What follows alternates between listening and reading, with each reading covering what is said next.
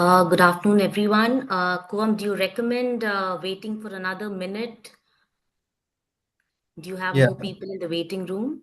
right. Yeah. Okay.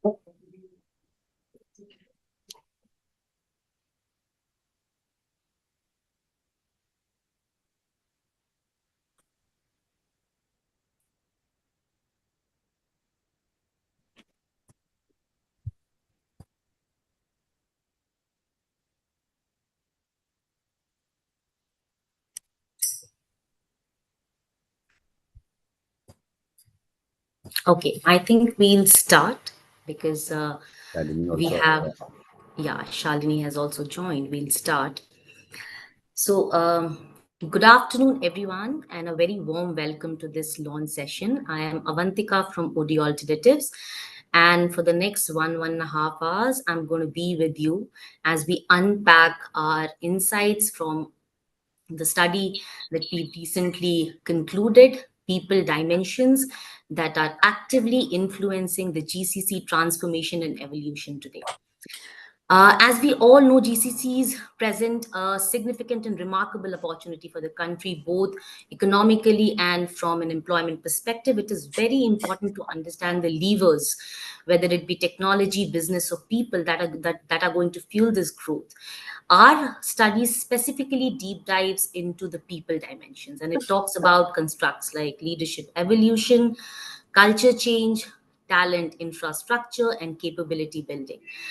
For the purpose of the study, we've had around 70 interactions, 46 of which have been in depth interviews, and the remaining have been through a quantitative survey. And the interactions have been with senior professionals from the industry across sectors like pharmaceutical, manufacturing and R&D, technology, financial institutions, and consulting. So, as we go further ahead, in the session, I would like to invite Santosh, the founder of OD Alternatives, to talk a little about the key themes that have emerged from our study. To tell you a little about Santosh, with over 26 years of experience, Santosh has been a trusted partner to around 300 plus organizations worldwide, helping them navigate the complex terrains of culture change, leadership development, and large scale transformation. His work is rooted in a deep understanding of systems, human behaviors, and strategic alignment, enabling the top leaders to shape organizations from inside out. Santosh's thought leadership has also reached boardrooms and beyond through his popular Buddha in the Boardroom column for Business Today and his teaching engagements at ISP Hyderabad. Please join me in welcoming Santosh and requesting Santosh to please talk about some of the key themes that have emerged from the study. Avantika, none of my clients, I allow them to introduce me so formally. So that's, you know, just let me just start. I'm very shy of anyhow. Yeah. Yeah. Don't know. I don't know how I typically fit into formal sessions. But our interview started, I think, it was when American Express started in India. Sanjay Rishi called me saying that let's do something for the leadership team. I didn't have a clue about it at all. Nobody called that time GCCs. We didn't know what to call, which is multiple names. And being in Delhi at that point of time, that's the time we started working with the Genpat and Daksh, which then moved into an IBM Daksh, which was, I still didn't get a complete feel of that. It was much later when we started working with the scale semiconductors, we realized. क्या बोल रहे थे आप? I'm saying कि product roles will be having the product. Can we, Kuvam, put others on a mute right now? Yeah, put everybody on mute. We just realized that there is an interesting systems dimension. So at that point of time, the CEO was struggling with, I have this multiple views and they're all aligned to our international, to Texas. And there are very different kind of, including the pay structure. Right? Each one believe that we are doing a different kind of work. How do in India we create a kind of a connect and an identity? This was the first time we started working on a topic like that. And that became a work with many other GCCs at a senior leadership level.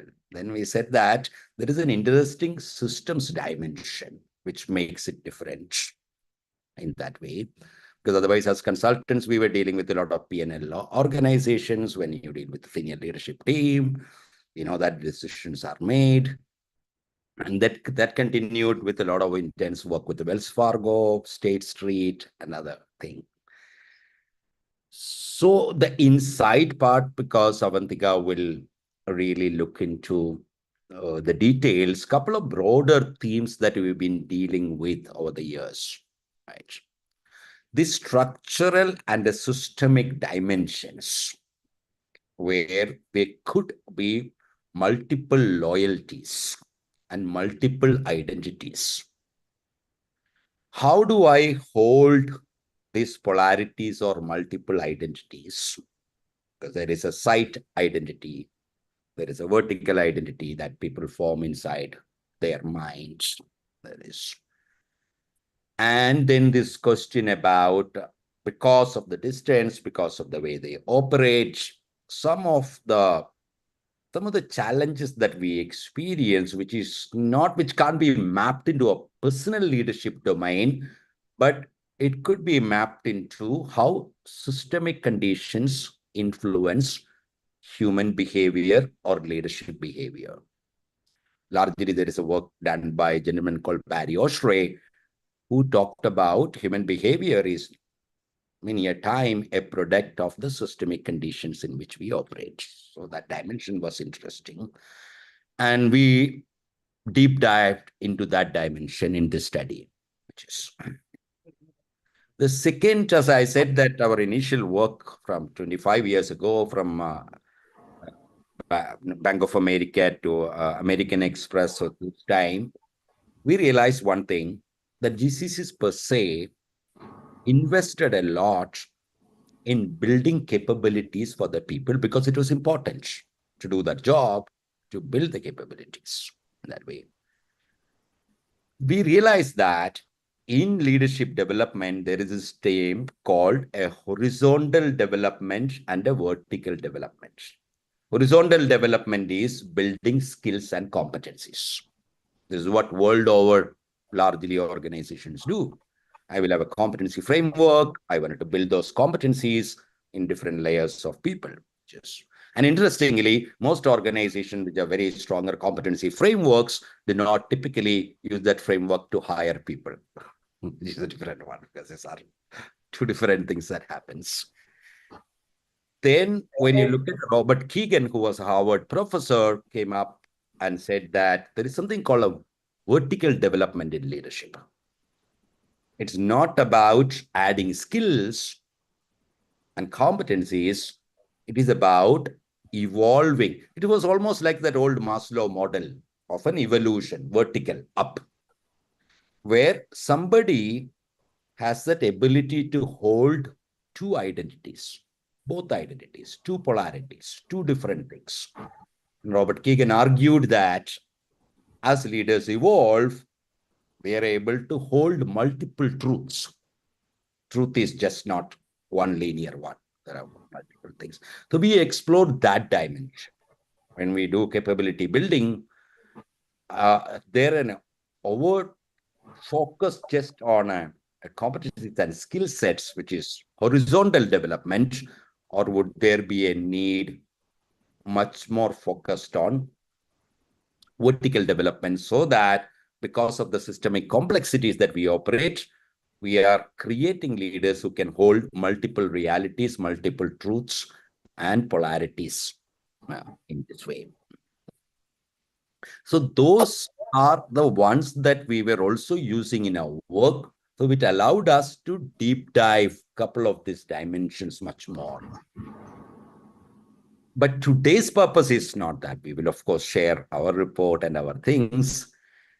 Today's the main why I am here is that leaving my group with the senior leadership team is to listen to each one of you that you agreed to come and speak, Vala, Jyoti, Shalini, Sanjeev, because it's also an opportunity when different perspective, different minds come together and explore this.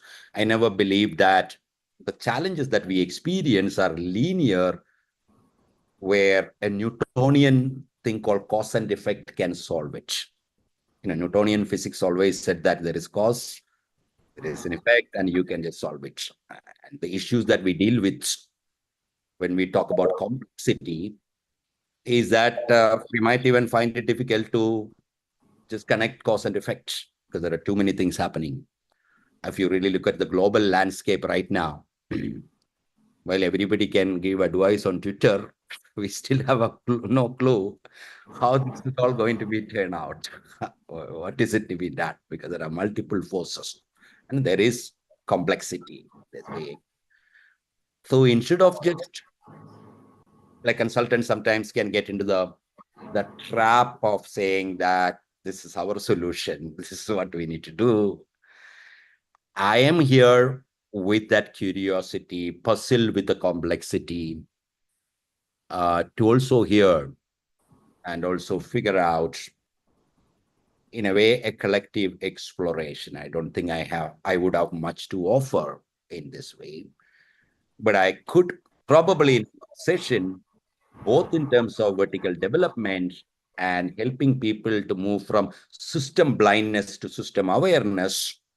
What is it that we have done with the top leadership teams of some of the GCCs at an ongoing level? So that's a different conversation altogether. So I think, Diga, you should stick with the session and we should make it less formal. Over to you. Sure, absolutely. Thanks, Santosh, and thanks a lot for setting that context.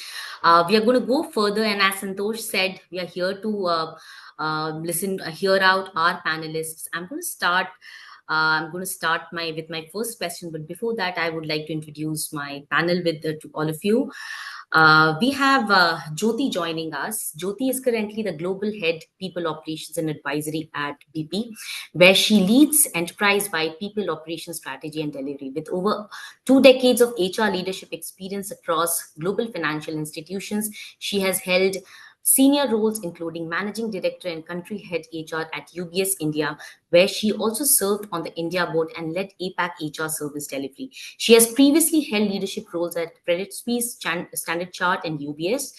And she's driven large-scale HR interventions and transformations across these experiences. Her practice is deeply human-centered and shaped not just by her expertise as an HR leader, but also her parallel journey as a writer and a visual artist. Please join me in welcoming Jyoti to our session today. Also joins me is Shalini. Shalini leads the Global Capability Center segment nationally, driving KPMG's India's services in this area. She focuses on advising global organizations on optimizing their service delivery models, leveraging GCCs to enhance efficiency, reduce cost, and build future-ready capability hubs. With nearly 3 decades of experience in the industry, she has demonstrated expertise across various sectors, guiding large and medium-sized organizations to define and achieve their strategic objective and growth targets. She has been part of the India leadership team for several years and is a member of the board as well.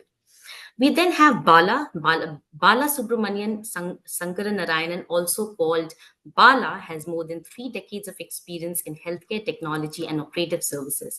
Bala has been instrumental in building, scaling, and nurturing high performing, customer focused, and domain capability driven businesses. He's passionate about the reimagination of healthcare through healthcare delivery through operational simplification and leverage of innovative health tech platforms, products, and health op solution. He has served on the board of DIA India and Working Groups Committee within organizations like NASCOM and FICCI.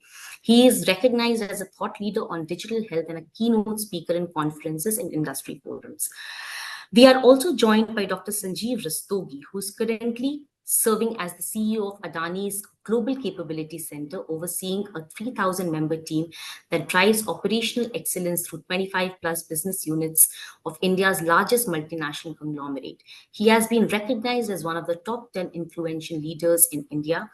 In GCCs in India, with over 30 years of success in setting up global capability centers and driving multi-million dollar cost savings across organizations like Deloitte, Syngenta, and Metro Global Business Solutions.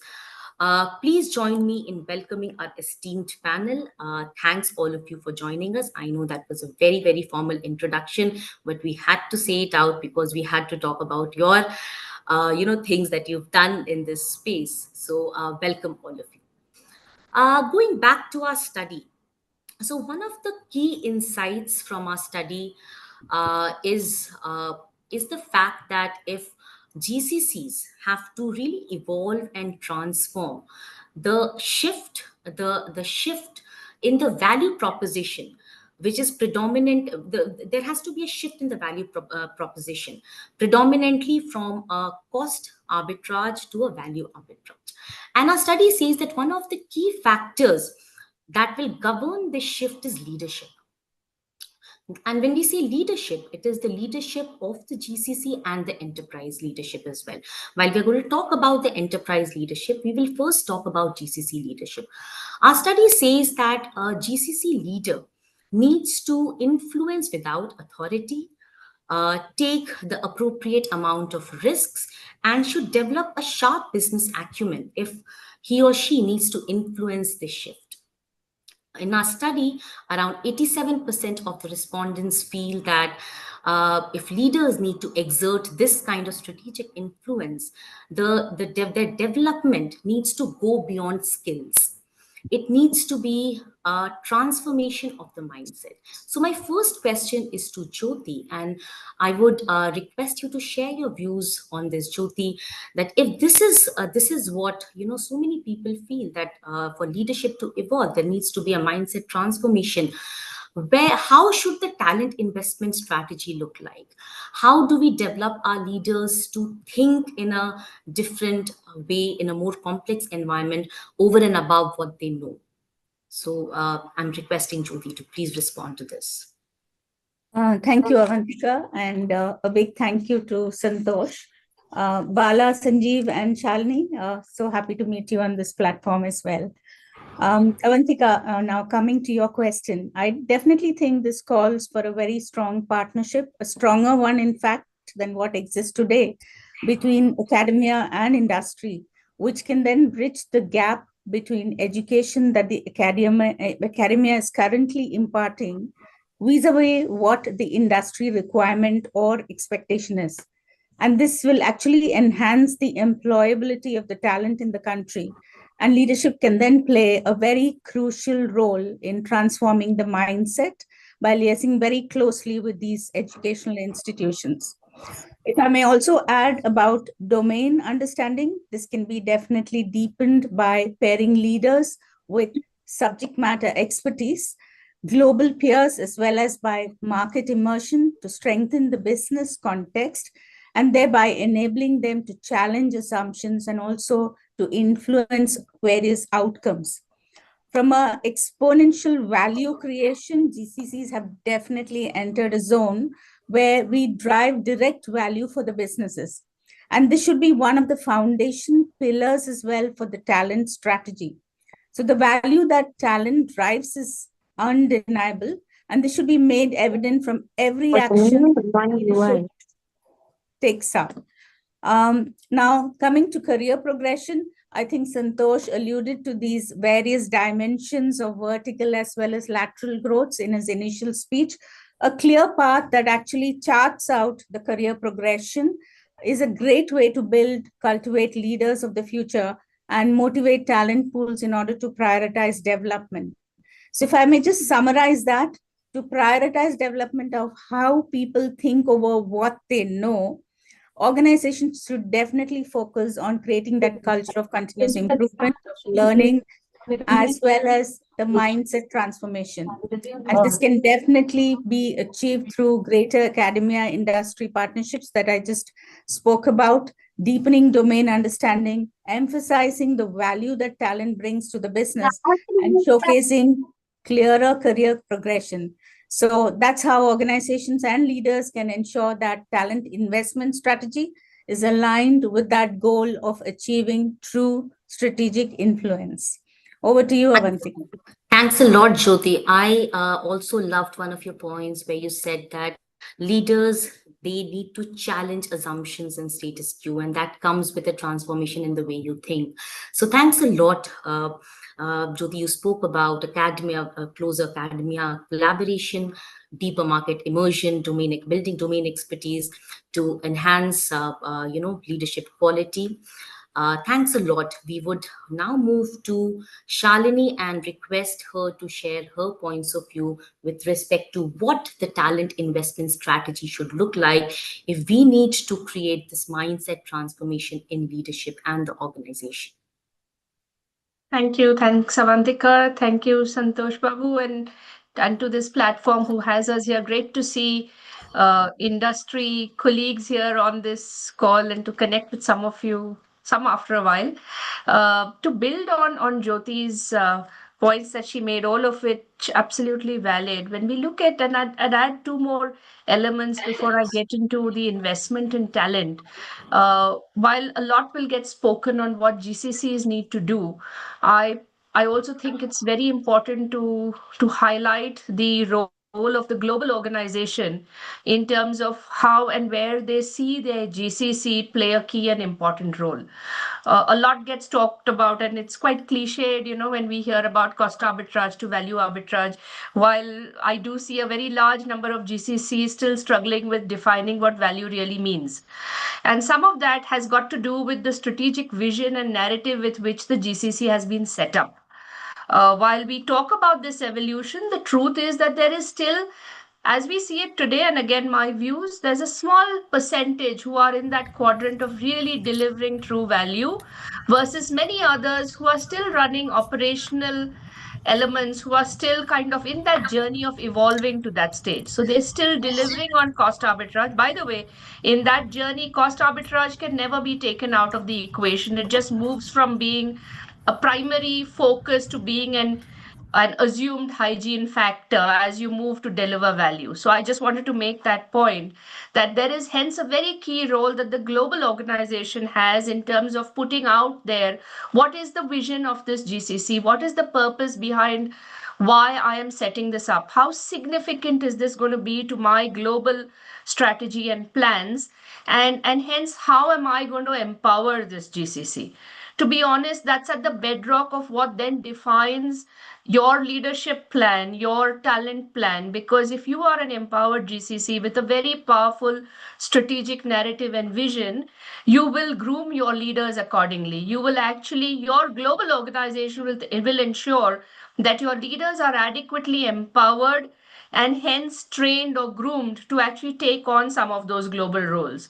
And I've seen that then have a very nice top down cascading effect where your investment in talent at many levels below stems from that very powerful sponsorship that you have from global. We hear a lot about the two in the box model, which Jyoti also referred to it in terms of the how the peers cross border move seamlessly, because we must remember GCCs are quite far away from the ultimate customer. When you're sitting so many thousand miles away, the onus is on the organization on how you empower leaders, how you actually empower your people to understand that business context. So I think the first element of investment, Avantika, I would call out, will continue to be on the business domain. The more GCCs move up that value curve, your deeper understanding of the business, your industry sector that you operate in becomes really critical. And it will increasingly be, in my mind, the next leap of growth for GCCs will require stronger techno-functional skills. So, looking at, we've spoken a lot about digital skilling, and I'm sure we'll talk about it today. There's a lot done and being done, whether at a government level, central and state, whether at an individual GCC level, to skill on all of the top emerging technologies. But how effectively are you coupling this with your domain knowledge? So that techno-functional domain skills is, I think, where there's going to be a really key requirement to focus and invest if you want to really move up that value curve, so to speak. Of course, technology and emerging tech skill investments will be critical. And there are lots of models players are adopting. Jyoti referred to the industry academia partnerships. There is a lot happening on influencing curriculum at a grassroots level to actually make this more effective. Because if we want a nice, long, healthy, sustainable talent pipeline, we need to think 3 years out. And there's a lot to be done as we work backwards from there to start skilling at a very grassroots level. So I could ramble on for a while, but let me stop there and just sum up by saying there's as much of an investment ask and skin in the game with commitment sponsorship from the global organization, techno-functional areas with emerging tech, and there are very different models to skill and scale, along with embracing a good mix of hire, build, borrow in your workforce strategies. So investment would go across all these different dimensions. Thank you. Thanks a lot, Shalini. In fact, the aspect that you spoke about, who is the sponsor, the sponsor mindset. How does the sponsor look at the GCC? Because no matter what investments you do here, if the sponsor has set the GCC for a certain mandate or a purpose, the development and all the investments are going to go in line with what that purpose is. So in fact, our research validates this quite a bit.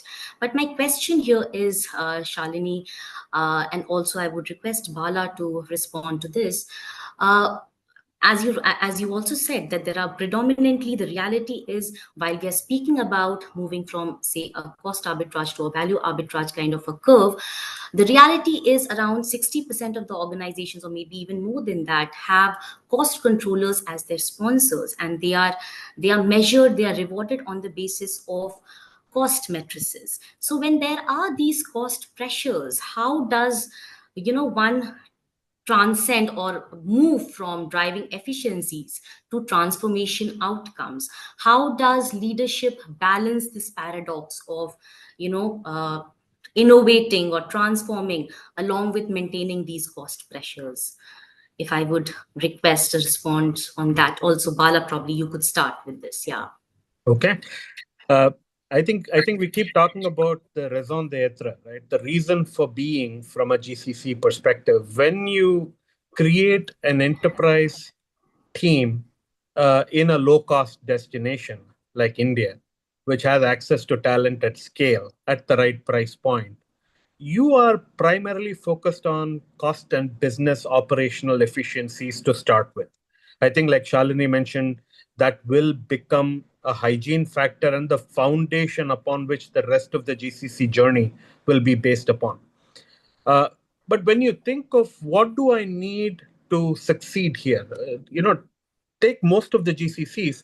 I think Charlie Munger once famously said, "Show me the KPIs and I'll tell you the outcomes." Right. So when you look at all of the GCC KPIs out here, I doubt if any GCC has a true enterprise value creation KPI or an enterprise innovation KPI. I think most of the KPIs are operational in nature to start with, right? So let's talk about us doing what we are set out to do or what we are designed to do well to start with, and then building upon that and breaking free. Because I think GCCs, while they may be looked upon from some quarters as new wine in an old bottle or an old wine in a new bottle, whichever you want to call it, because IT services are being again insourced into GCCs. providing a few more percentage points of cost benefit to the enterprise. But let's talk about what is it that the GCCs need, because GCCs are a very integral part of the Viksit Bharat journey. GCCs have to succeed for India to succeed. The technology transfer, the process knowledge transfer, the product knowledge transfer, and all of this is very integral for India's success down the road. So what do we need to do for the GCC success? You talk about, do I, think of it as a pyramid. The bottom of the pyramid is your process and technology skills, base operational skill sets and capabilities, right? That's a given, and that's what you expect from the IT and IT enabled services strength that India already has. Go one level above, then you have the enterprise context, right? Do you understand your parent? Do you understand the business that your parent is involved in? Do you understand the customers? Do you understand the business ethos? Do you understand the complexities? Do you understand the data of your enterprise? And then the one level above that would be, do you understand the domain or the vertical? So if I may give you a healthcare example to start with, right? I can have Java or mainframe or claims processing or benefits administration as my foundational bottom layer of the pyramid. And then I can move on to, hey, how does my enterprise process claims? What are the business rules that my enterprise deploys to process claims well? And then the last and the highest part of the pyramid would be, hey, how does the industry handle claims? What are the complexities involved in claims processing from an industry perspective? Where is healthcare headed down the road? How will claims processing change as AI evolves, for example? How will auto adjudication percentages change as AI evolves? What does that mean to the consumer? What does that mean to the health plan products that the consumers procure? And what does that mean to me as a GCC? Because I'm required to be an integral part of that journey as well, right? So are we ready with beyond the foundational skills today? I would say no, right? GCCs have come a long way, but there are still miles to go before we sleep. So there's still a huge amount of context learning, both enterprise context and domain context, that needs to be focused on. And I think the one thing that I'll probably touch upon before I give it to Shalini is all of these governmental bodies, these industry academia partnerships, these are doing great work, setting up great foundation and platforms for learning. But no one can teach a GCC staff how the enterprise, what the enterprise context is. So I could be with the highest rated academic partnership, out here, but they cannot tell me how my enterprise manages claims. They cannot tell me, the history of my, let's say, I was involved with a 180-year-old institution from a healthcare perspective. Um, the context, the challenges, where the skeletons are buried, where are the minefields and how do I avoid them? These are not topics that an IIT or an ISB or an IIM can teach me. These are things that I have to learn from within the enterprise. So there's a lot of investment that is needed from an enterprise that also stems, from the fact that the enterprise believes the GCC is meant for XYZ tasks. Today, those tasks are primarily around cost and cost containment. Tomorrow, those tasks need to increase into value accretive activities.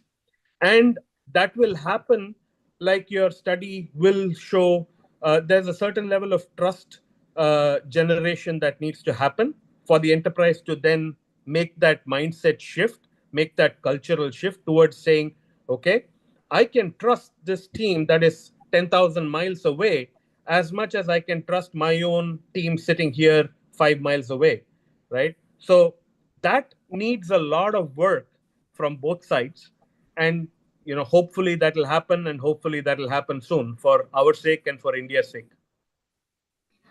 Thanks, Bala. I love the fact that you're talking about both sides. Okay, so that completes a system, that defines a system, whether you have the enterprise, you have the GCC, and you very briefly towards the end touched upon one of the important insights from our study, which is on trust, and we're going to talk about that construct very soon.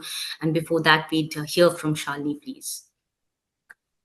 Well, actually, I thought Bala covered it with a very live example. He brought it alive for us, which helped understand, what GCCs currently do, where they ought to go, and how the domain knowledge plays. But going back to your question, and which touched upon a little bit on sponsorship, Avantika, I do want to call that out because that's another tenet of evolution for GCCs.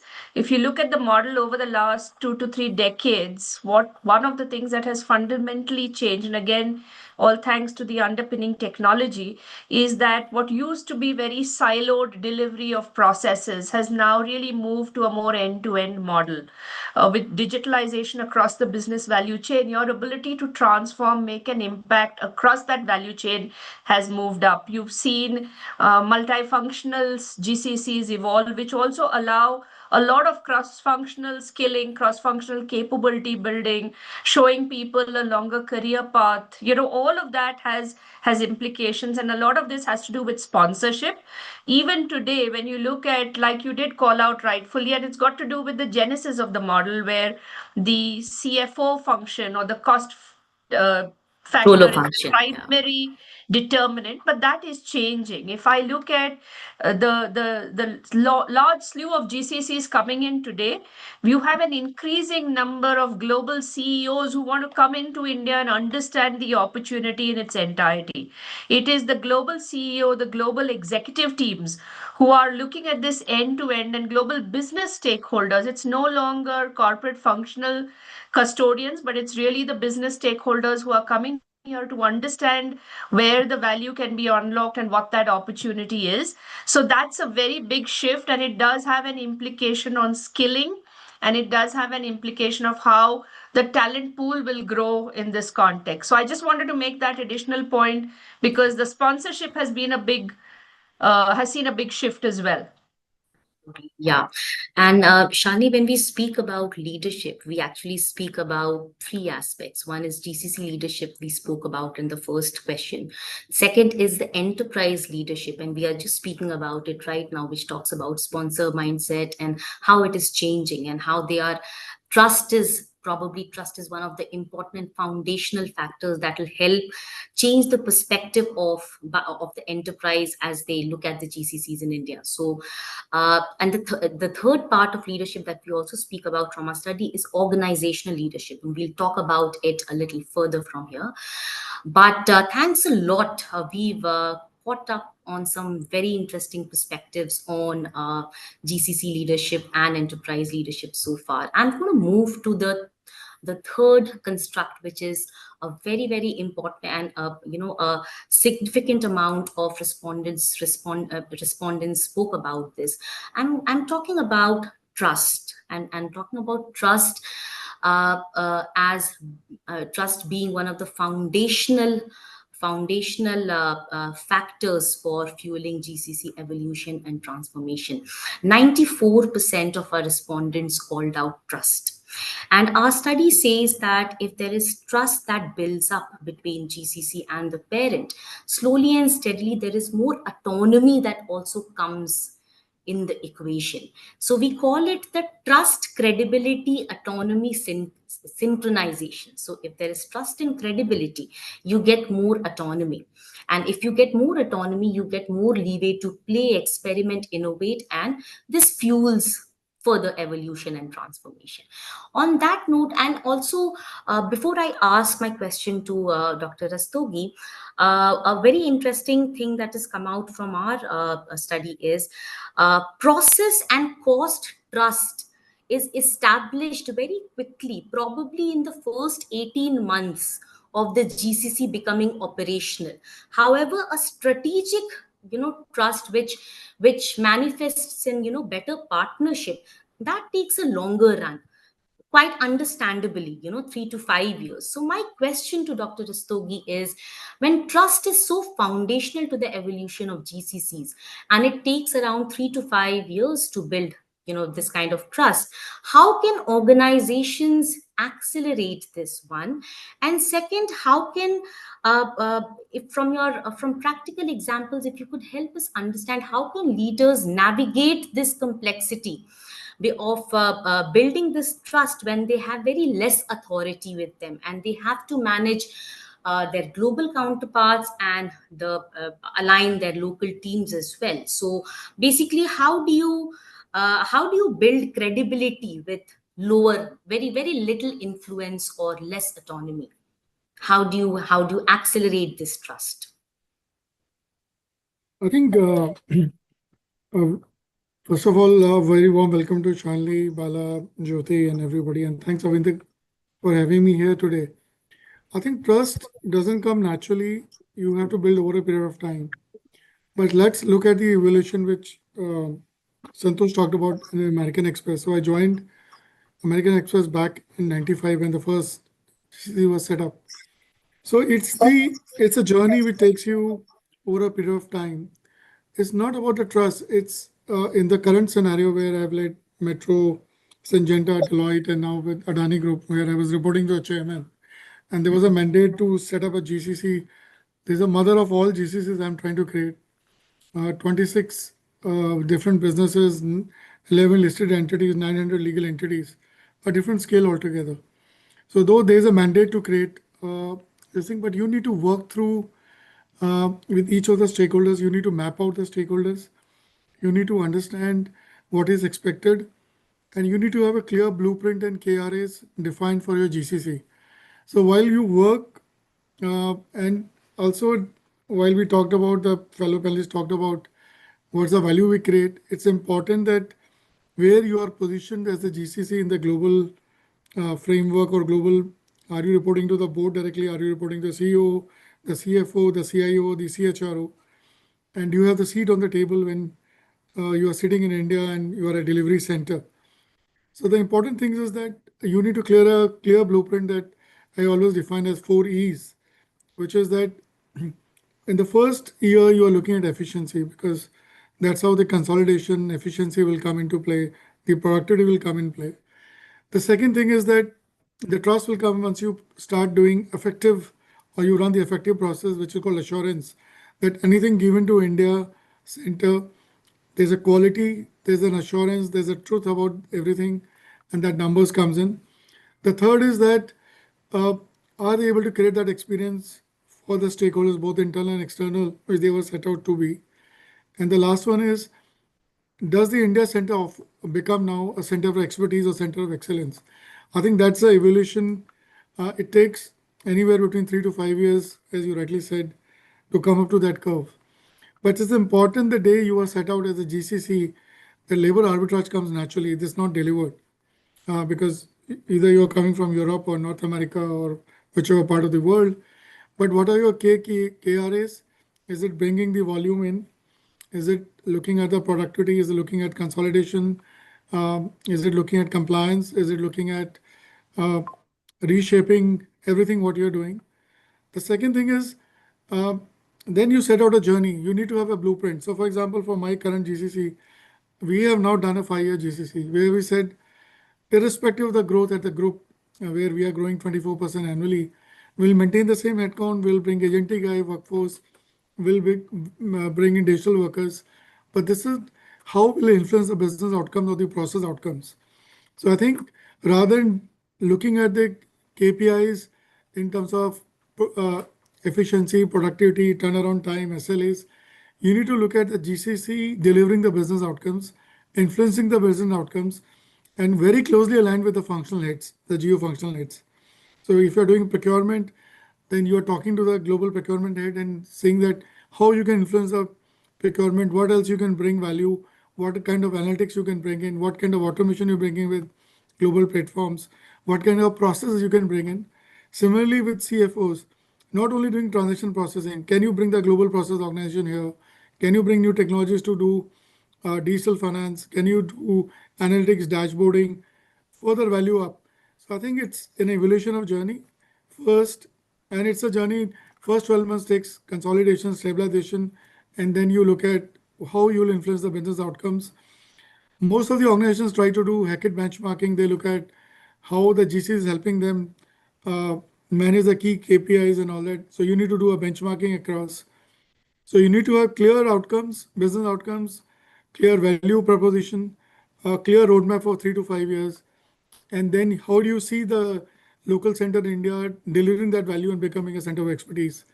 And that's how, once you're aligned with your stakeholders, once you're able to present from India the leadership, uh, and you are able to show that yes, we have the talent here, we can bring in talent, we can scale that up, and we can do a POCs and we can show what values we can deliver and how it can influence the business outcome. Then you become part of the strategy, and you can influence a lot of decision, what kind of works you can migrate and where you can create value, and how you can move up the value curve. So I think it's a journey, uh, but yes, a lot depends on the local leadership, and how the GCC locally is positioned in the global organization. But definitely, the Indian leadership can play a much larger role in showcasing our capabilities, showcasing our scalability, and how we can influence the business outcomes. It's a lot, Dr. Rastogi. I completely agree with you. Where this trust can be built over a time, it's a journey, and you have to be consistent and persistent in showcasing what you can do. Take your bets. Like I said, the first construct that from our study talks about leadership, and a leader needs to generate sufficient amount of risk taking abilities. And I think it's very connected to trust building, your ability to take those small little risks, your ability to take those bets. And also going back to a point from Bala where he spoke about how trust, why in the process of trust building, it's from both parties. One party showcases that I can do this and take a bet on me, the other party takes the bet, takes a smaller bet probably. So it's an interesting interplay. Thanks a lot for your insights. uh, my next question and both construct is around culture. Okay, because like we said, we have deep dived on people dimensions, and culture is an important aspect. And one interesting thing that came out in the when we were looking at culture is the fact that how leaders need to be bicultural influencers, basically being able to manage your in being able to translate global cultural intricacies into with a local flavor for your team here, for the GCC here. So being able to manage both the worlds and be a translator or transmitter of sorts, that's a way to put it. I mean, for the lack of any better word, this leader here plays a very important role in maintaining both the flavors. So while it cannot be one culture, it cannot be a uniform culture, there needs to be that understanding of the context. And previously in this conversation we spoke very we spoke about the GCC being able to understand the context of the parent organization. And I think this comes with cultural fluency. An important tenet that impacts it is cultural fluency. So I would like to hear your comments on this. I'm going to request Dr. Rastogi and Bala to respond on this, please. Bala, Probably, you can Bala, go do first. you want to go Bala, you can first? go first, and then I'll follow. I'm happy to follow instructions. But yeah, I think when we talk about culture, Jyoti said it in one of the comments. Culture eats strategy for breakfast, right? So, Yes. uh, and you know, when we think of most of the GCCs today involving technology and operational process work, right, which is what they do. Let's be realistic as well. Um, what does the IT sector and the IT enabled sector, that is essentially our talent base because we recruit away from there, right? What have they contributed in terms of culture? I think the sad thing is the entire industry having seen growth over the past, let's say, 3 decades, has a significant amount of complacency built out within itself. So we have gone into the factory mode, uh, picking up, 50,000, 100,000 people, fresh graduates every year across different streams. Um, we have focused on engineering and less on humanities. And we have essentially brought them in, trained them on Java, COBOL, et cetera, for 3 months. And we've said, okay, now they're ready, right? So communication skill is probably the one non-technical, skill that we provide them or test out for before they hit the client desk. And what has happened in the IT industry is also that there are a lot of these negatives, what I call negatives, that come along with us. One is focus on designation, right? We are all, as Indians, we are very socially aware and status conscious. So I would rather be a vice president than a director. I would rather be an executive vice president than a vice president, for example. And the enterprise designation structure doesn't work that way. We focus on span of control. I have managed $100 million accounts. I have managed teams of 4,000 people, 8,000 people, 10,000 people. uh, the value creation, or even if I manage 50 architects, that would be more valuable than managing maybe 1,500 coders.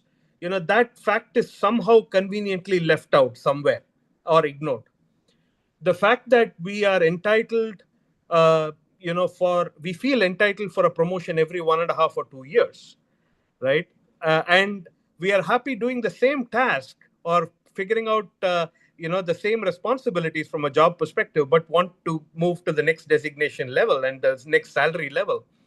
We are happy to avoid matrix structures wherever possible because that brings fluidity and complexity to the mix, and we want, simplicity and, one reporting structure, my boss and I will manage that person, right? And of course, we ignore continuous learning, primarily also because the enterprise cannot, afford to send us for a month or two away to hone our skills, right? So let's be clear that these are the talent base that we are pulling into GCCs. So look at the amount of unlearning that needs to happen before we say, okay, this is how healthcare works. This is how health transformation works. This is the kind of impact that we can help deliver to the world of healthcare, right? So that's the goal where I need to go. But I'm starting not from zero, but from a significant negative to bring them to zero first, unlearn a lot of these things mindset wise, and then move to, okay, now what can I do to add value? Now what can I do to become a continuous and consistent learner? Now what can I do to move away from the easy band-aid fixes like coding skills or testing skills, away to much more harder areas like, for example, data architecture, understanding my enterprise data foundation, moving on to architecture in general, enterprise architecture, getting both the enterprise context and the domain context in, so that I can figure out a product roadmap and become a functional analyst. Those are the kind of skills that we need to build in, and that's the cultural shift that needs to happen. Again, I'll stop with this. When we talk about raison d'etre, or the reason for being for these GCCs, one of the biggest questions I ask of GCC leaders is, do you want to stay an order taker, or do you want to be the tail that wags the dog? Which is, do you as a GCC want to transform the enterprise? Because a lot of enterprises are all very insular. Their culture is legacy culture. Sometimes, the enterprise culture might not be the best culture for the enterprise. And sometimes the GCC might want to bring in a lot of the positive energy and change to the enterprise culture, allowing the enterprise to realize its potential to the fullest. And again, as I said, not easy at all, but that's where the leadership and having the right leadership is important, because horses for courses, right? There may be many GCCs that say, okay, I'm happy to execute tasks. I'm happy to save the 20% cost year on year. There you don't need the leaders who push the boundaries and who make things uncomfortable at the parent level. And there may be other GCCs that the enterprise leadership believes that is what I think as an enterprise we need. And so that GCC will require a leader who pushes the boundaries, who asks a lot of questions, who challenges status quo. It is not easy. So I believe that India Inc. has people. So I don't think talent availability is a challenge at all. I think putting the right talent at the right role at the right time and enabling the right mindset, because somebody says it takes 21 days to create a new habit. I laughingly ignore that, and I say it takes one promotion cycle to create a new habit, right? Which means have the right SLAs, attach bonuses to that SLA, and your new culture will automatically follow, right? So a lot of things to probably unpack on that statement, but I'll hand it over to you.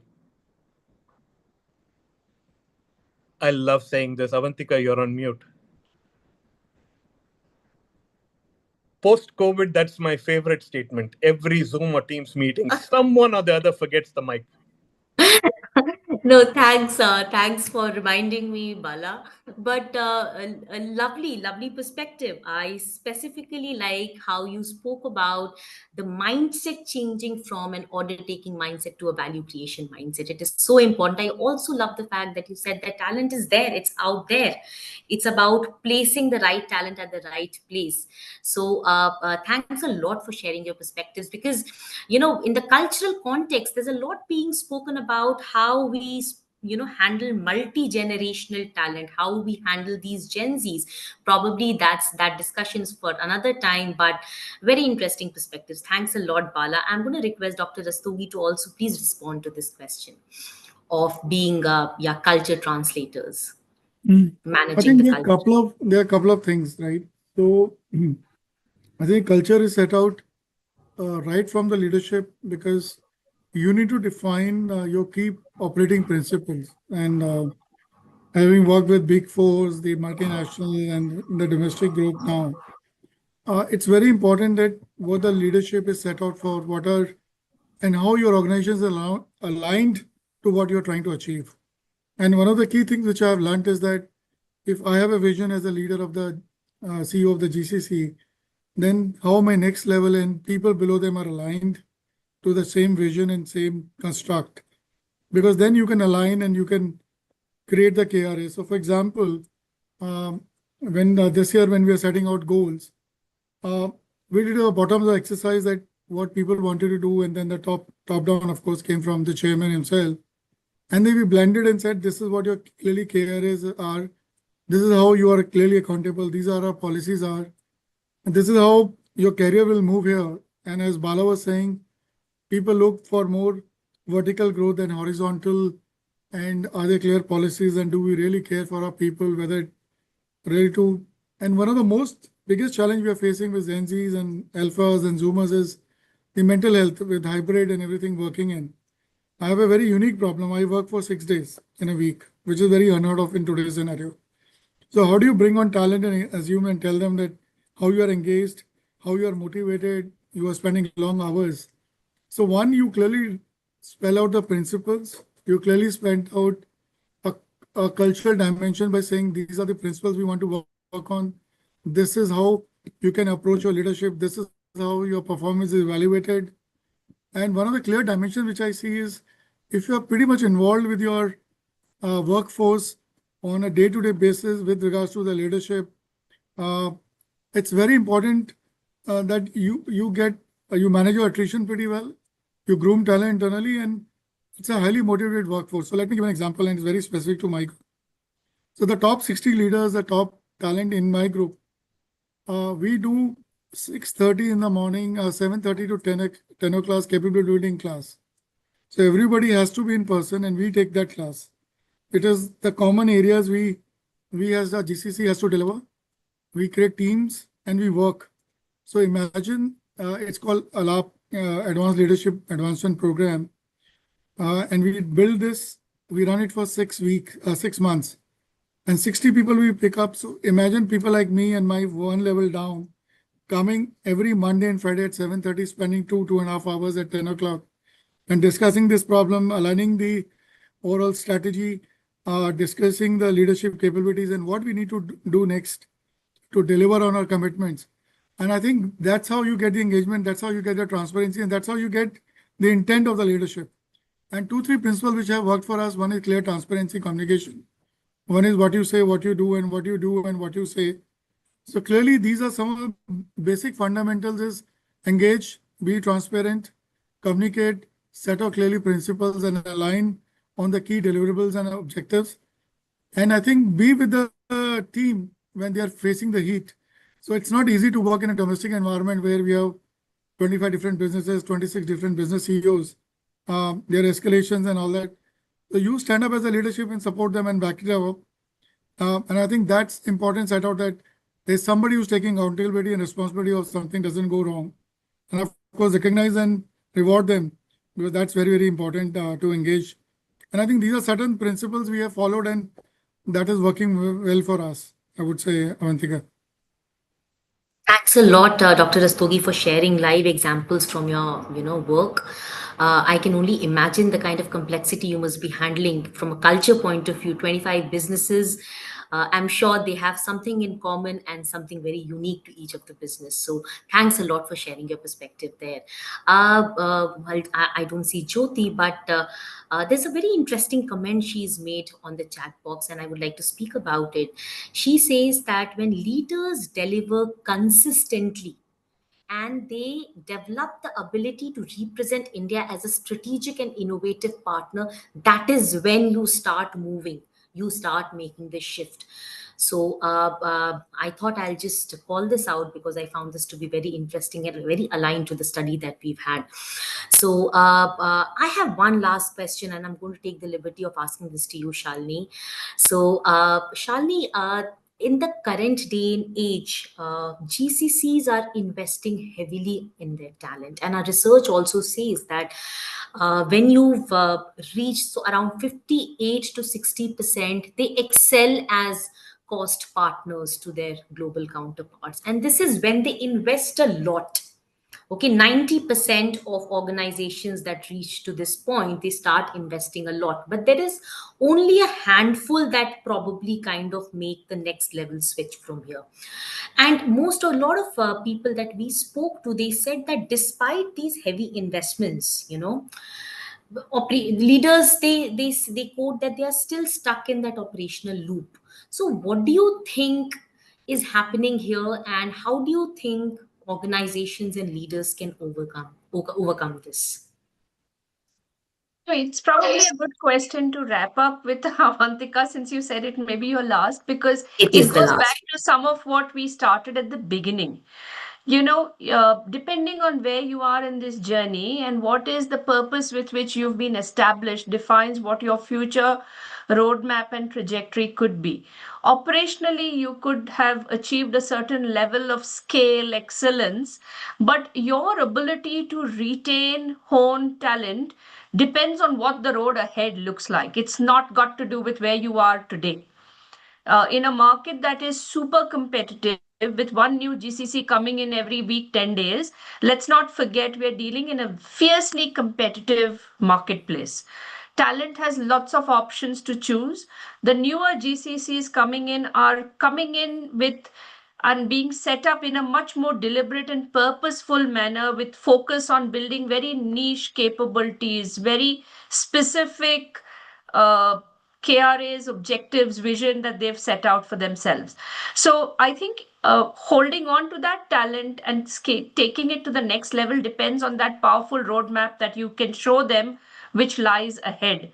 Even the future of talent, the future of skills, everything is going to be determined by that.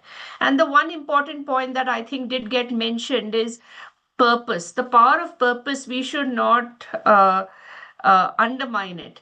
In an environment where all else being equal, you invest in talent by providing them whole lot of opportunities on a learning platform, whole lot, and of course compensation and some of the basic frills being equal. What you're going to excite them with is going to be that sense of purpose. If you can connect to individuals and let them see how their individual purpose is being achieved by being part of your GCC, you've hit home. You know where they're going to go and why they're going to be with you, why they're going to want to grow with you. So I think when you talk of talent investment, the few that make that cut and who start going beyond, like I said, a stage of scale and operational excellence, is driven by the purpose of where they're headed to, how they're going to get there, how they're connecting that purpose with what individual purpose of employees wanting to join them and be part of, drawing up that journey ahead. There's a GCC where I visited not so long ago, and they had a very interesting large font hoarding right at their entrance, which actually said that we're here today to build what lies ahead of us and what lies tomorrow. So, and that's, if you want to be part of that journey where you're crafting what tomorrow holds, then come join us. So it's that kind of, I mean, honestly, I haven't done a complete recce on what they really do, but my point is it's a powerful statement. And any youngster who wants to be part of creating something for tomorrow would be excited with that. So I would say investments, of course, you cannot do without it. You want to stay in the game, you want to compete in this market, you've got to keep investing, but do it with that strong sense of purpose, with a vision of what the future holds. Lovely. Shani, that's I think that was the missing secret word that you spoke about, purpose. And it is the perfect end to conclusion of our panel discussion. I think it is a very important thing that you've spoken about. And especially when it comes to handling talent and, in particular, the talent of today, as we call them Gen Zs, a sense of purpose stood out very, very strongly in our study as well. And when we spoke about, when we were looking at culture, establishing purpose and communicating it consistently also stood out as an important factor. So thanks a lot for bringing that up. With this, I really want to thank our panelists for this really enriching and engaging discussion. So thanks, Bala, Dr. Rastogi, Jyoti, and Shalini. We are going to move to the next section where we present the insights from our study and also talk a little more about the point of views that Santosh spoke about in the beginning. So I'm going to share my screen.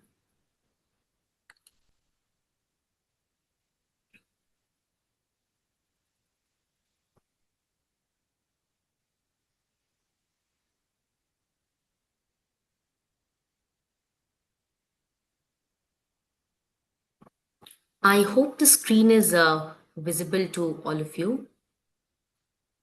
Okay. Yes, Avantika. Yeah, thanks, Kuvam. So,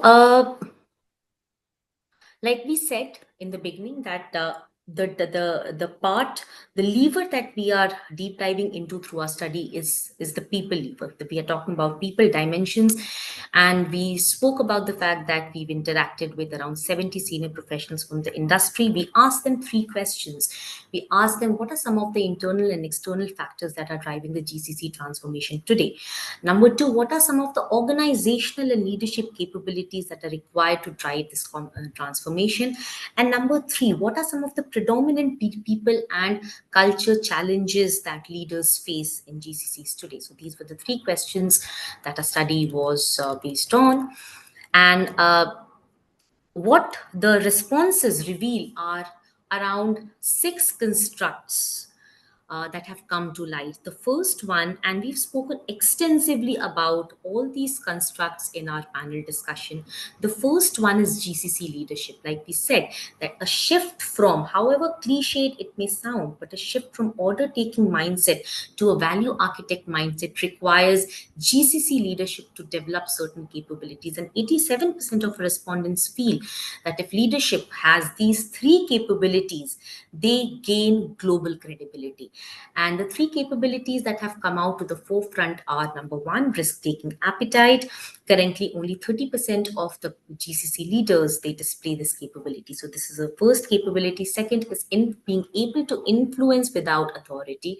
And the third one, which Bala and Shalini spoke very extensively about, is developing an end-to-end contextual understanding and developing a sharp business acumen. So this is the first construct that came out. The second one, we also spoke about this in pretty detail, and I'm thanking Shalini for bringing this up as well. We are talking about enterprise leadership, and when we say enterprise leadership, we are talking about what is the mindset of the sponsor, the enterprise. What is the kind of clarity that is being set up in the mandate that is being given out? So while we may say it sounds beautiful that there is a need to shift from being order takers to being value architects or value creators, the reality is that 61% of us GCCs are sponsored by cost controllers even today. Okay, and this is changing. I heard a very positive undertone in the panel discussion where we said that this is changing. People are seeing the GCC as entities that can create value, that trust is being developed and those bets are being taken. So this is also an important criteria here. The interesting thing here is while the leadership or the sponsor mindset needs to change, if GCCs need to evolve or transform, what is going to influence this sponsor mindset? How can the GCC leaders influence this? And Jyoti very aptly has put it in the chat, saying that you consistently show up as represent India as as an entity that can innovate and do more than cost.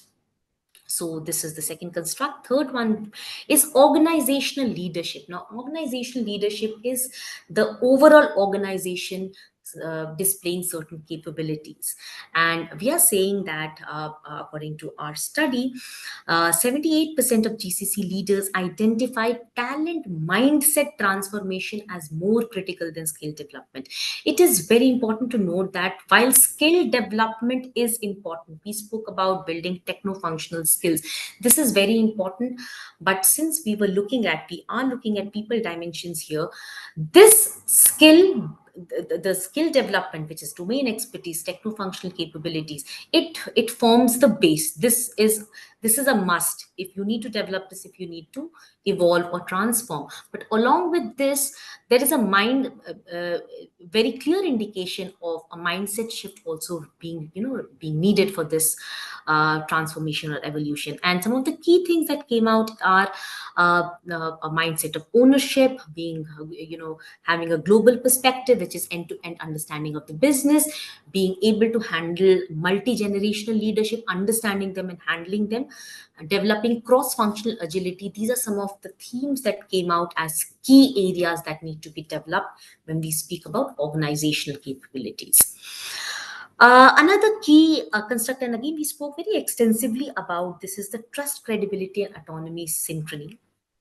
Our study said that if there is trust and credibility established, autonomy flows in automatically. If you build that kind of trust, there is more autonomy that is given out to the GCCs by the enterprise, and it usually takes around 3 to 5 years. Dr. Rastogi spoke about this being a journey, this being a roadmap. But this is extremely important. This construct came out as one of the key constructs for the transformation and evolution of GCCs. 91% of GCCs reported this as a foundational factor or construct in GCC evolution. Okay. Another interesting factor that came out as an important construct is structural empowerment, and Bala very briefly spoke about the fact that matrix is complicated. Matrix of 68, our study says that 68% struggle with matrix reporting complexities. Of course, and a lot of you who've joined the call might have experienced this themselves, because you have that there are two lines of reporting and there could be a lot of differences in alignment and all of these things. So matrix, structural empowerment, making the structure more fluid and agile is something that came out as an important insight and construct from our study. Culture building, we spoke again very extensively about it. We spoke about purpose. We spoke about a culture of innovation. We spoke about the mindset shifting from a delivery mindset to a value creator mindset, to a value architecture mindset. And 58% of the people noted the importance of this shift happening. And the word here that came out was a subservience mindset to a partnership mindset. That is something that came out very clearly with respect to culture.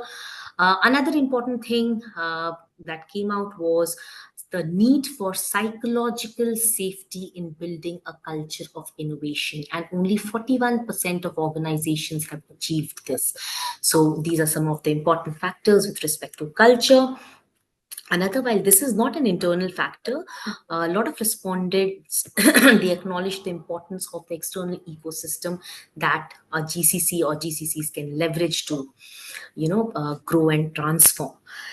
This brings us to the model, the transformation model with respect to people dimensions that can help us identify what constructs would enable GCC evolution and transformation. We spoke about leadership shift, we spoke about sponsor mindset, we spoke about talent ecosystem, culture building, trust, credibility, autonomy, and structural empowerment. So these factors combined will enable GCCs to transform and evolve. This is what a study established. Now, what do we do with all of this? Here, we are going to talk about two things. These are the insights from the study. What we make out of this and what we do from this point is equally critical. Santosh briefly spoke about it in the beginning. He spoke about what kind of capabilities need to be developed. Now we have seen, capabilities like ability to influence without authority.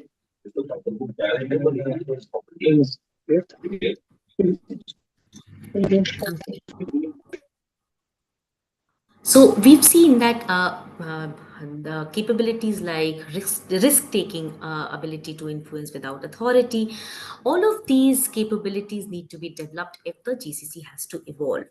Uh, there are two types of capabilities. One is horizontal and vertical. Horizontal is an expansion of your skill sets, your knowledge. Maybe there are some tools and techniques that you learn, and you make yourself more knowledgeable or skilled at something. We are talking about a vertical capability development here. Now, vertical capability development is nothing but change in the way you think. Vertical capability development refers to your ability to think in a more complex, systemic manner, maybe in an ambiguous environment. And we are seeing here that when GCCs evolve, the nature of work, it moves from being simple to complicated to complex. We can all relate to this, because simple work, it's usually when GCC started out, that kind of work is, it can be called simple because it was process oriented. It has a lot of GCCs have moved to complicated kind of work, which requires some thinking, some independent thinking, some solutioning. And very evolved GCCs would probably be doing complex work. An important way to understand the difference between complicated and complex is complicated is problem solving and complex is problem sensing, wherein you might not even know what the problem is. You might not know what are the dependencies. You might not know what are the paradoxes here, and you might still be able to work. And with this, even if you know all of this, you will be able to work through these polarities. So we are saying that for GCCs to evolve, this vertical development needs to happen. Okay. The second concept we speak about is environment. This is about the person, the capability. Second, we are speaking about the environment. And here we are speaking about system awareness. What forms the system here is the GCC and the enterprise together. Okay. And Santosh mentioned about Barry Oshry. Barry Oshry says that if you understand systems, you understand that it is not because of a certain personality or a person. It is because of a certain structure and what position that the person holds in the system. So system awareness is about acknowledging these realities of what organizational constraints and realities exist around you. So you know that if the other department work is probably not responding to you, what are the constraints they are working with? So being able to understand the context of another entity, acknowledging your position, is your ability to understand the system. And if we combine both of these things, that is when we get our equation. But before that, we could also look at an example here. um,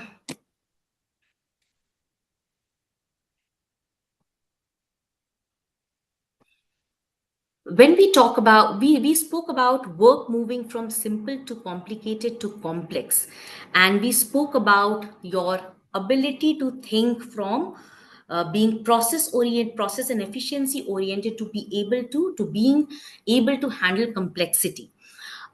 Think of an example where you have a complex work nature and you think from a simple mind.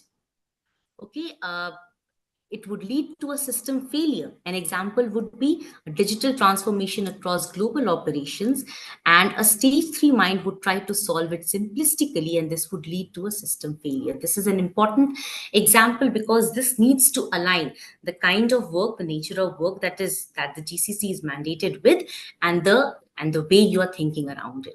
This brings us to the proposed equation that we believe would impact GCC evolution. The people dimensions that will impact GCC evolution are vertical development into system awareness. So these are the two things we are stating as our point of view after this study. So this is what we have, and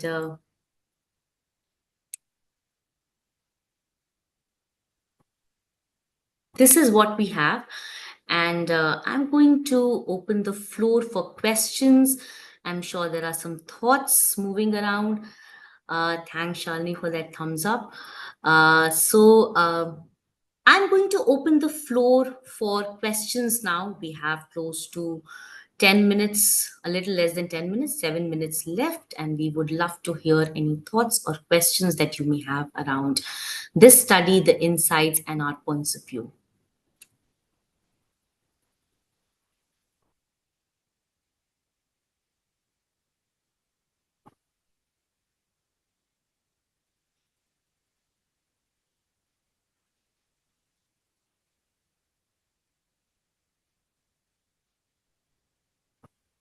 Hi. Yeah. Hey, Deepika and team, I think this is a brilliant presentation, or rather the research. I should not call this a presentation. So thank you for doing this and also giving an opportunity for the wider audience to come and listen to all of you. So I just have one question out of curiosity. So we spoke of 70 GCC leaders here. So how has been the mix of audience? When we speak of GCC, it's all over, right? But the talent each GCC might want to look at differs. So, what kind of an ecosystem are we looking at overall? So, that's why my question is related to what are the industries that were part of the research, and did we draw any commonalities, or are there any trends that we are looking at from an ecosystem perspective? Oh, good question, Shruti. So, see, yes, we are calling this a research, but this is a practitioner-led study. So, we have not defined organizations on the basis of parameters. And we've been pretty open about the organization should be a GCC. And like I said, we've spoken to mid to large size GCCs. That has been predominantly, that has been the only criteria. And we've asked these three open-ended questions. The idea behind doing this was getting a very first-hand view on what is happening in the present. with real life examples and insights. That was the Vantika, intent. could you just give Yes, her a Santosh. broad idea about the kind of organization? Because we have looked at some of the manufacturing, we have looked at some of the research base, you have looked at some of the financial sector. Possibly what Shruti wants to know is the broad segment of organizations that we reach.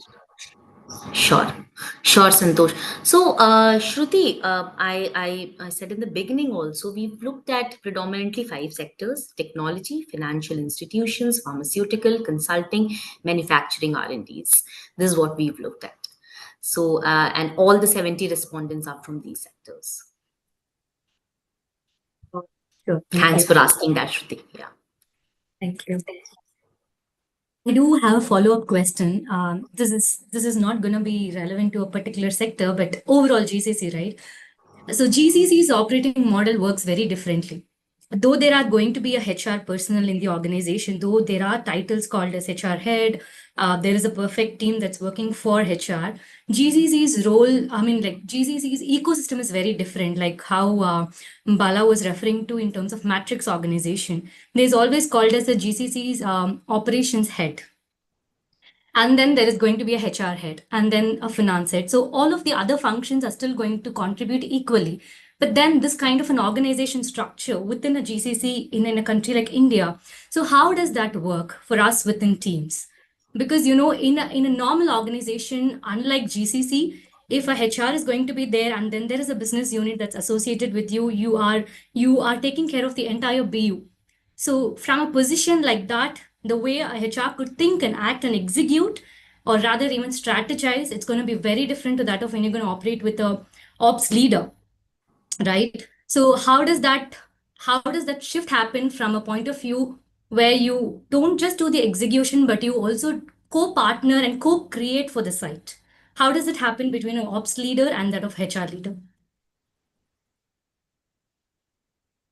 Is that question for Avantika or is it for anyone? Bala, Santosh, anyway, okay. I mean, not Bala, you'd like to take a shot at it? Please I'm go happy ahead. to. I'm happy to. Please, So please, please. Yeah, typically, yeah. when you look at GCCs, both from core operations as well as the support operations, which could be the HR, finance, IT infrastructure, and so on and so forth, right? There is a certain degree of autonomy that is required, particularly when it comes to HR, because it's a completely different talent market. The law of the land and the lay of the land are very different from what the parent geography is used to. So while there is a dotted reporting or a straight line reporting to the head of HR from an enterprise perspective, there is very little that they can do to, barring give you broader guidelines. They will not influence day-to-day actions. Now, having said that, one point that you mentioned is very important. The GCC leadership has to be the right leadership, primarily because of the point that you mentioned. If I'm a HR representative for a business unit, I have to align myself with one leader, which is the business unit head, and understand that person's requirements, wish lists, success criteria, KPIs that they are working on, the talent base that is required to make it happen. And then I will essentially do whatever it takes, right? But if I am the HR leader for a GCC, it's a one to many relationship with all of the business unit heads across the enterprise, because my hope and aspiration is that every pocket of the enterprise will have a setup within the GCC. So if I have the right HR leader who is able to replicate what you just mentioned with a one-to-one relationship with the business ops leader, if I'm able to replicate that with a one-to-many, right, structure, then the GCC will flourish, because ultimately it's not rocket science.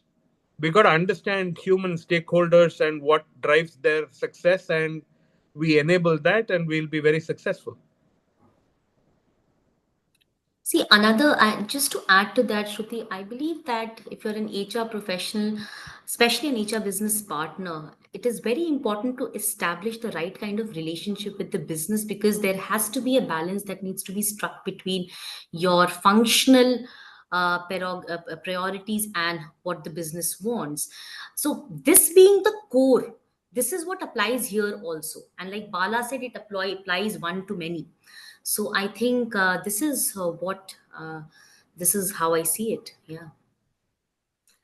Yeah, So thank you, Bala. thanks, Shruti. I think we've reached the end of the session. There are more questions in the waiting. I don't think we can go beyond this, but at this point, let me thank each one of you for being part of this conversation. I especially want to thank Bala, Shalini, Jyoti, Dr. Rastogi, and Santosh for leading the discussion in the panel, and I want to thank Santosh finally for really sponsoring this project and doing this very insightful research. So I would request you to close this discussion, Santosh. And The thanks, final Shruti words. and Santosh. Just wanted to say thank you. Indeed, an interesting piece of work. Thank you for investing in this. I just wanted to make sure that I let Santosh have the last word. So thank you again. So much. It was lovely, and thank you for everybody who participated in this part. For us, this journey continues primarily because of some of the client problems we are solving for them, and that pushed us that instead of we being an order taker to the client, can we also do something more and figure out how do we really partner in this journey and support them. It was lovely to see the kind of participation from each one of you, and particularly to the panelists and speakers who came and really, uh, lighted up this event. Thank you so much. Thank you, everybody, for joining in. Hope we all be in touch in this journey, and hope to see some of you or meet, or I hope our paths cross soon. Bye bye. Bye bye. Thank you.